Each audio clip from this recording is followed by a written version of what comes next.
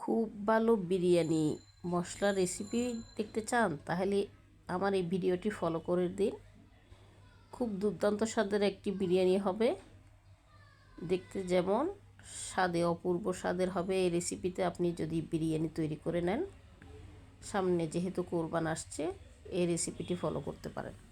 দারুচিনি 1 টুকরা, 2 টুকরা নেবেন 4 সেন্টিমিটার, গোটা মৌরি 2 চা চামচ, গোটা জিরা 1 চা চামচ, তেজপাতা 2টি, সবুজ এলাচ 5টি, কালো এলাচ 1টি, লবঙ্গ 5টি, জয়ত্রী 2টি, গোটা ধনিয়া গুঁড়া 3 টেবিল চামচ, শুকনো মরিচ গুঁড়া 1 টেবিল চামচ, তারা মৌরি 1টি, গোটা কালো গোলমরিচ 1 টেবিল চামচ।